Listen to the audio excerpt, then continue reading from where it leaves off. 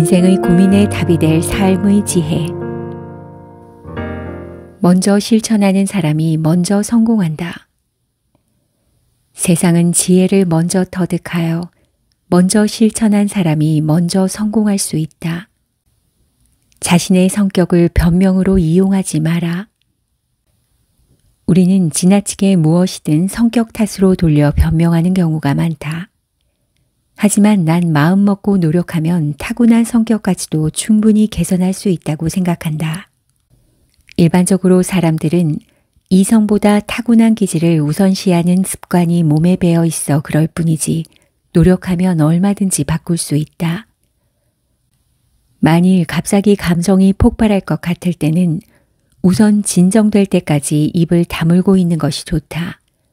할 수 있다면 물을 한 모금 마시거나 잠시 화장실에 다녀오는 것도 좋다. 마음을 가라앉히고 이성적으로 생각해라. 당장 치미는 감정을 억누르는 것이 어렵겠지만 평상시에 머릿속에 새겨두고 있으면 할 수 있다. 또한 지식을 자랑하고 싶거나 재치를 뽐내고 싶거나 현학적인 말을 하고 싶은 순간이 있을 수 있다. 그런 말들은 일시적인 찬사는 받을지 몰라도 적을 만들기 쉽다. 누군가 너를 빈정대는 말을 듣거든 가장 좋은 방법은 못 들은 척하는 것이다. 직접 들었기 때문에 그렇게 할 수 없을 때는 그들과 덩달아 웃고 상대가 말한 내용을 인정해 줘라. 재치 있는 비방이라고 칭찬해 줌으로써 부드럽게 그 순간을 지나쳐 버리는 것이다. 상대의 무례함을 일깨워주고 싶다면 똑같은 방식으로 반격해서는 안 된다. 더욱 차분한 태도를 취하여 상대가 창피하도록 만들어라. 마음에는 방패를 세우고 갑옷을 입어라. 비즈니스에서는 상대의 속마음을 읽을 수 있느냐 없느냐가 성공의 열쇠다. 속마음을 간파당해서는 사람을 제압할 수 없다. 철학가 로저 베이컨은 상대를 속이는 것은 진정한 지적 인간이 할 일이 아니다. 속마음을 간파당하지 않기 위해 감정을 감추는 것은 트럼프 게임에서 카드를 보이지 않는 것과 같지만 상대를 속이기 위하여 그렇게 하는 것은 상대의 카드를 훔쳐보는 것과 다름없다고 말했다. 정치가인 비스카운트 볼링브로크도 그의 저서에서 다음과 같이 말했다. 남을 속이기 위하여 감정을 감추는 것은 단검을 휘두르는 것과 같은 행위일 뿐 아니라 불법 행위이기도 하다. 속마음을 간파당하지 않도록 감정을 감추는 것은 방패를 세우는 행위와 마찬가지이며 비밀을 보존하는 것은 갑옷을 입는 것과 같다. 일하면서 어느 정도 감정을 감추지 않으면 내 패를 모두 보이는 것과 같다. 내 패를 다 보여주고 어떻게 이득을 취할 수 있을까? 그런 의미에서 감정을 감추는 것은 주화를 주조하는 기술과 흡사하다. 약간의 합금을 섞는 과정이 필요하지만 너무 지나치게 섞으면 주화는 통화로서의 가치를 잃고 주조자의 신용도 떨어져 버린다. 속에서는 감정의 폭풍이 아무리 거칠게 불어도 그것을 얼굴이나 말에 나타나지 않도록 완전히 자기의 감정을 감출 수 있도록 노력해야 한다. 힘든 일이긴 하지만 할 수 없는 일이다. 아무리 곤란한 일이라도 추구할 가치가 있는 일이라면 2배의 노력을 하더라도 반드시 해내야 하는 법이다. 책을 좋은 동반자이자 쉼터로 만들어라. 인생은 한 권의 책과도 같다. 경험을 통해 얻을 수 있는 지식은 지금까지 출판된 책 모두를 합친 것보다 훨씬 방대하고 훨씬 다채롭다. 그러므로 책뿐만 아니라 경험과 사람을 통해서도 반드시 배워야 한다. 훌륭한 사람들의 모임이 있을 때는 아무리 좋은 책이라도 덮어놓고 그 모임에 나가는 것이 좋다. 그것이 몇 배 더 큰 공부가 된다. 하지만 때로는 시끌벅적한 환경에서 벗어나 잠시 숨을 돌릴 여유가 필요하다. 그런 시간을 이용해 책을 읽는 일이야말로 더할 나위 없는 안식이자 기쁨이다. 책을 읽을 때는 정신과 목적을 하나로 집중시켜라. 이것저것 여러 분야의 책을 읽다 보면 상반되거나 모순되는 내용에 맞닥뜨릴 때도 많다. 그럴 때는 또 다른 책을 참고하면 좋다. 그러면 기억에도 더 오래 남을 수 있다. 같은 분야의 책이라도 중점적으로 다루는 부분은 다를 것이다. 또 그것에 대해 사람들과 의견을 나누어 보는 것도 좋다. 그렇게 해서 얻은 지식은 훨씬 더 구체적인 틀을 갖추게 될 뿐 아니라 여간에서 잊히지도 않을 것이다. 답사나 탐방처럼 현장에 찾아가서 직접 이야기를 듣는 것도 그런 측면을 극대화하는 일이다. 책을 읽는 방법에 대해서는 3가지를 유념하기 바란다. 첫째, 얼마나 읽는가, 독서량에만 연연할 필요는 없다. 그보다 여러 계층의 사람들과 교류를 하며 공부를 하는 것이 좋다. 둘째, 너에게 직접적인 도움이 되지 않는 책은 애써 읽지 않아도 좋다. 셋째, 한 가지 주제를 정해 그와 관련된 책을 집중적으로 읽도록 해라. 이것을 염두에 두고 실천한다면 하루 30분의 독서로도 충분하다. 스스로에게 질문하는 습관을 들여라.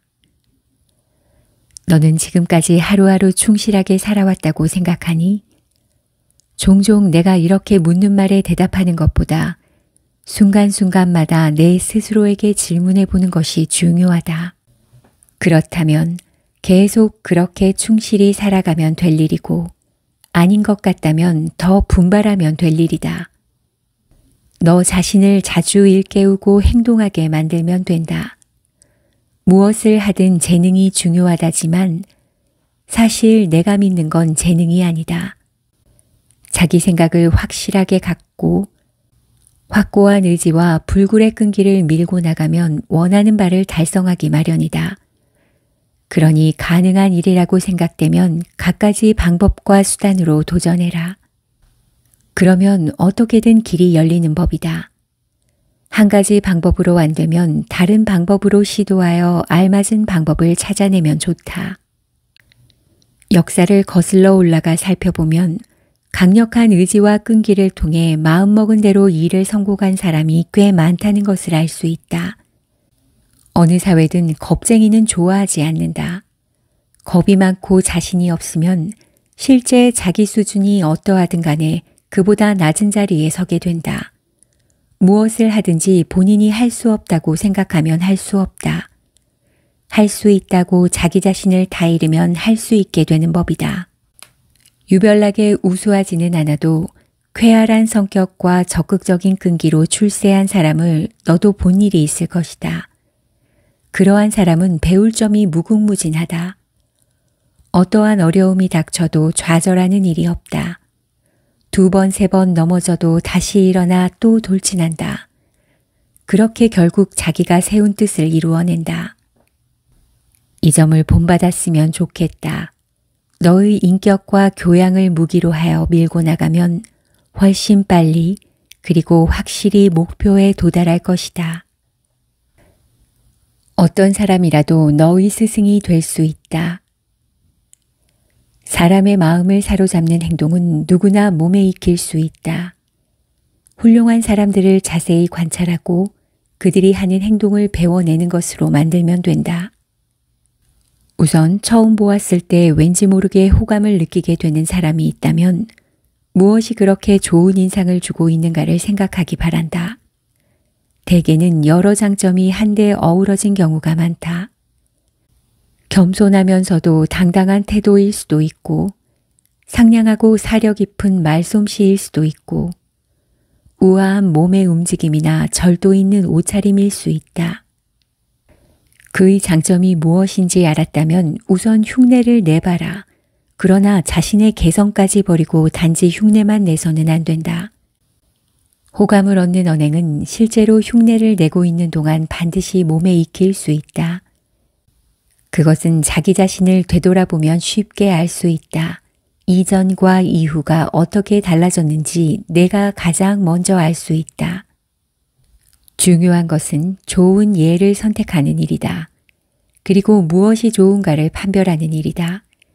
사람은 평소 자주 이야기를 나누는 상대의 분위기, 태도, 장점, 단점뿐만 아니라 사고방식까지 무의식 중에 받아들이는 법이다. 훌륭한 사람들과 교제한다면 자신도 모르는 사이 그들과 똑같아질 것이다. 거기에 집중력과 관찰력이 더해지면 금상첨화다. 주위에 행동을 배울 수 있는 사람이 없다면 어떻게 할까? 그럴 때는 누구든지 좋으니 자기의 주변에 있는 사람을 다시 한번 차분히 관찰해보자. 아무리 훌륭한 사람도 장점만을 가질 수 없듯이 아무리 쓸모없어 보이는 사람도 반드시 한 가지는 좋은 점을 가지고 있다. 사람에게서 좋은 점을 발견하는 능력을 기르는 데에도 좋다. 그리고 좋지 않은 부분은 타산지석으로 삼으면 된다. 호감을 얻는 사람과 그렇지 못한 사람의 차이는 무엇일까? 말과 행동의 내용은 똑같아도 태도가 전혀 다르다는 것이다. 핵심은 바로 거기에 있다. 엄청나게 인기 있는 인물도 품위를 전혀 느낄 수 없는 인물도 모두 말하고 움직이고 옷 입고 먹고 마시는 것은 마찬가지다. 다만 다른 것이 있다면 그 방법과 태도이다.